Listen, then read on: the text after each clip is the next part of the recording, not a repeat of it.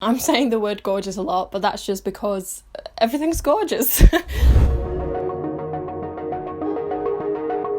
Hi everybody and welcome back to my booktube channel, Books with Leo, and today I have a female/sapphic book recommendations video. Before we get into the video, I want to talk about something with you guys. You probably all know what's been going on in the world right now and in the USA with the murder of George Floyd. Racism is everywhere. This is a global issue. This is not something that just happens in the USA, unfortunately.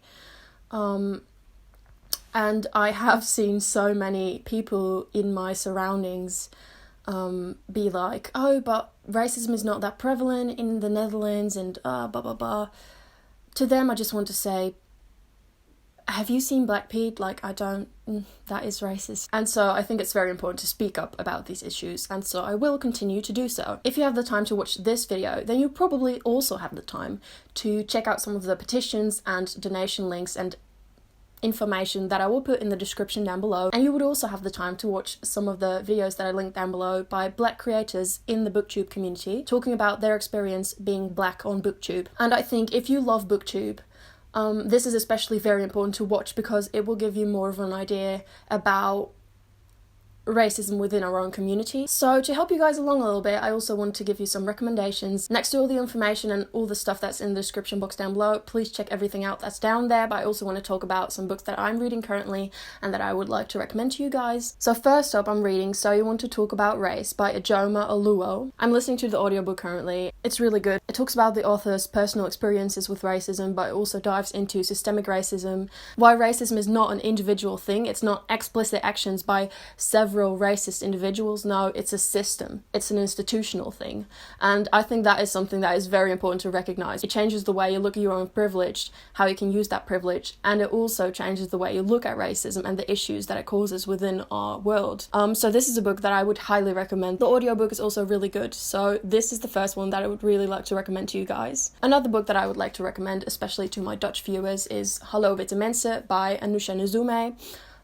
This is a Dutch book. I don't think it's translated at the moment, but I will leave so many books and things you can watch and links to more information in the description box down below. Don't be put off by the fact that this is a Dutch book because there's loads of other books you can read. I just want to talk about this specifically. If you want to have conversations with your family, with the people around you about racism, this book can really help you because it gives you great arguments. It gives you a lot of things and it gives you a lot of information and a lot of things to sit with and maybe feel uncomfortable, but learn loads of things. Definitely check this book out. Anousha Nzume is also an amazing writer. She is so funny.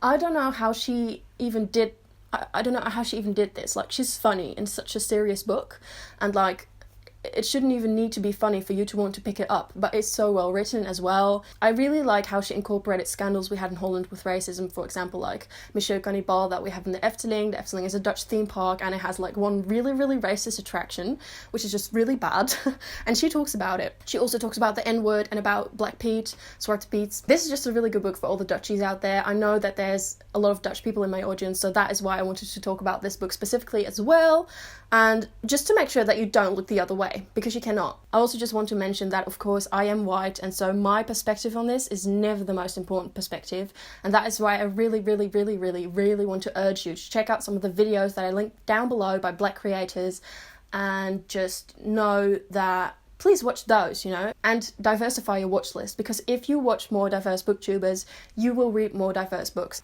So if you guys have any more recommendations, definitely let me know. And for now, let's move into the next bit of the video. So the idea for this video is to talk about sapphic reads and female romance reads that are really high on my TBR. There are new releases, but also books that I just really want to read but haven't gotten to yet. So this is just basically female sapphic books that I'm excited for, that I really want to read. First, let's do some terminology. When I say female, I mean books that have a female romance in them. So there's like a love interest that's female and the main character is also female. That's what I mean when I say that. And when I say sapphic, I mean books with a main character or possibly side characters that are into women, and that are women themselves, of course. If I say sapphic, that doesn't necessarily mean that there's a female romance inside the book, but the main character will be bi or lesbian or pansexual, something like that. So that is just to clear things up. I think that is the way it is. I'm now starting to doubt myself, but I'm pretty sure I'm right. So if you see me looking down, I'm just trying to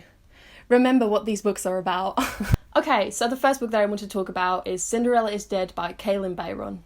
You guys, this cover is the most beautiful thing I have ever seen. I love digital art like this. It is just so gorgeous. I love when they don't just use a picture of a human on a cover, because I hate when they do that.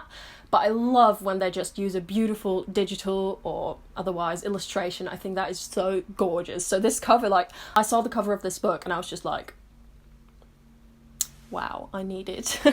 Okay, so this book hasn't been released yet, or maybe just the paperback hasn't been released yet, I'm not totally sure, but it says here July 7th, 2020 by Bloomsbury YA. This is a Cinderella retelling, but a little bit different, because it's 200 years after Cinderella has found her prince, and now finding her prince has been turned into some sort of event. Kind of. Teen girls are basically required to come to the court and then sort of come to this annual ball where men select their wives, which just sounds awful, to be honest. It says here, the men of the kingdom select wives based on a girl's display of finery.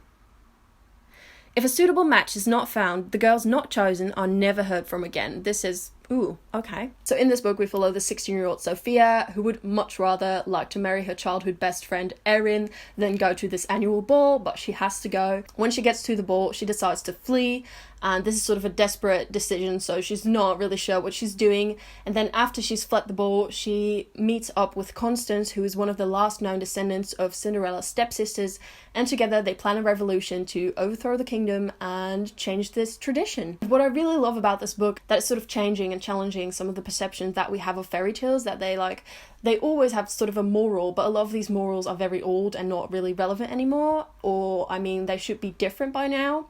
And so it says here as well, this fresh take on a classic story will make readers question the tales they've been told and root for girls to break down the constructs of the world around them. How could you not support that? I wouldn't know. So this book sounds super good, and I'm really pumped to buy it when it comes out. So that is the first book on my list. The second book on my list is Rune Song by Julia Ember. Again, such a gorgeous cover with a digital illustration. As you guys all know, I love art and illustrating. I have my own Etsy shop, and I recently bought an iPad to also get into Procreate. And whenever I see these covers, I'm just like, oh, I'm so hyped. So yeah, this is just really cool. It says here, Rune Song will be released on November 24th, 2020. This book is basically a queer Phantom of the Opera, according to the writer. And she says on Goodreads, it's a queer Phantom of the Opera retelling with music, magic, and girls wearing pink ball gowns and ribbons while brutally destroying their enemies. So we follow Cadence, and Cadence has a magical power, and that power is her voice. So this is a really interesting concept already. I've never read The Phantom of the Opera, but I think this is probably also a thing in The Phantom of the Opera. And it says here, she has been forced to torture her country's disgraced nobility at her ruthless queen's bidding.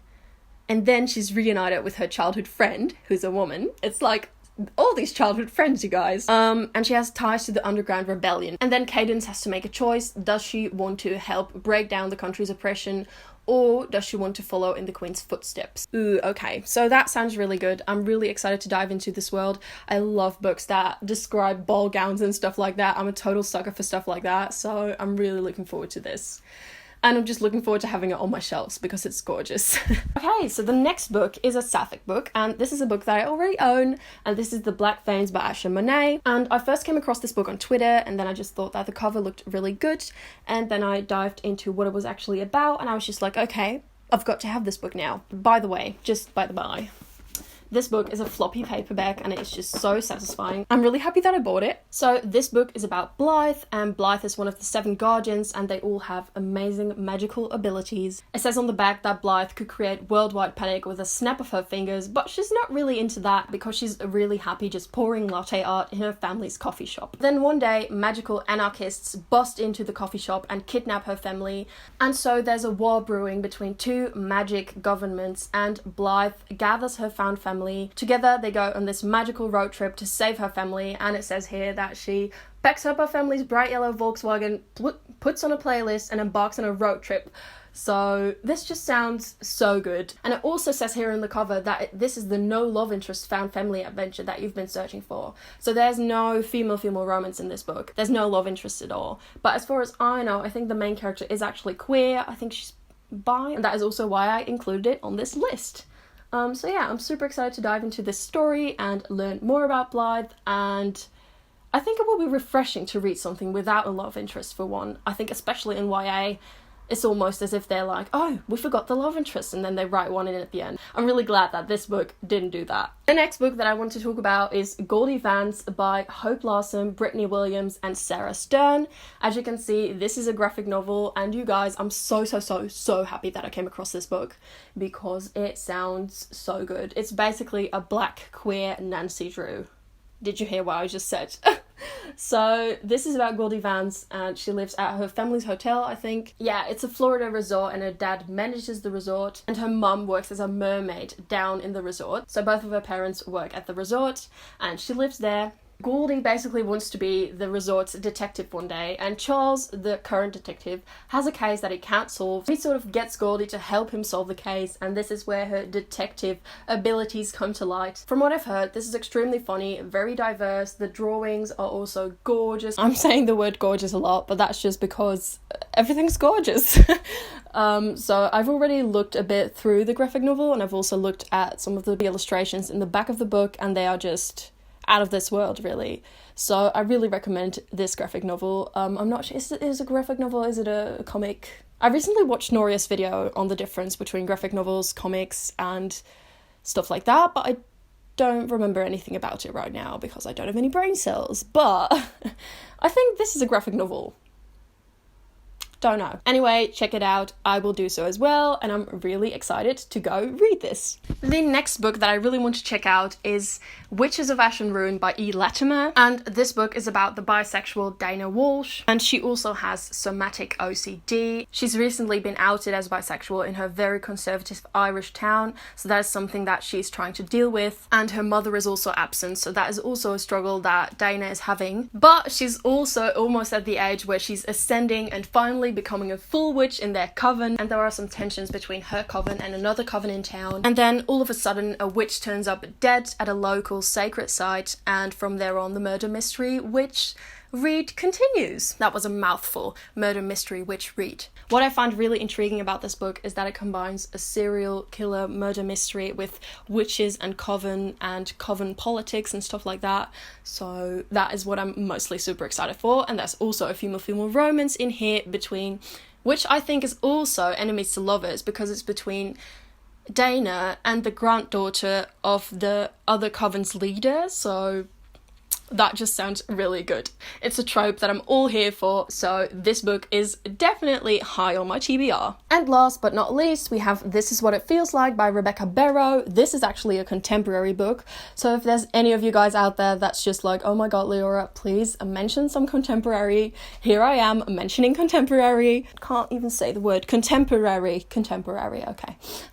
As far as I know, this is a female romance book about two girls in bands. So this book is a coming-of-age story and a story about music, love, and fighting for what you think is important, all in one.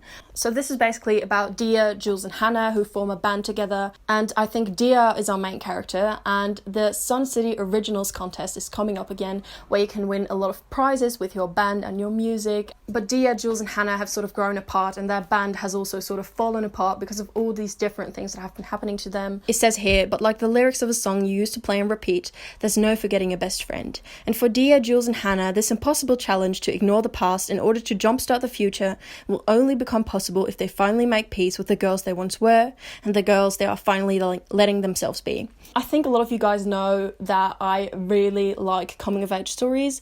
I don't know, there's just something in those stories that really speaks to me a lot of times. I think probably because I'm still, growing up and learning to become an adult and stuff like that.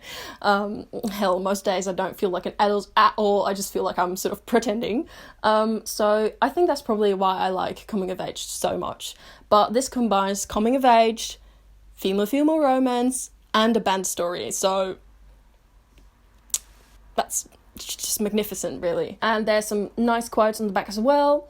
This is what it feels like. It's real, raw, and explores a much-needed narrative. Black girls who rock. Rebecca Barrow is a writer to watch. Brandy Colbert, author of Little Lion, which is also a book that I really need to check out. Sounds just really good. And I've heard multiple people say to me that this is one of their favourite books of all time, so that's only making me more excited. So those were all the sapphic/female books that I really want to read.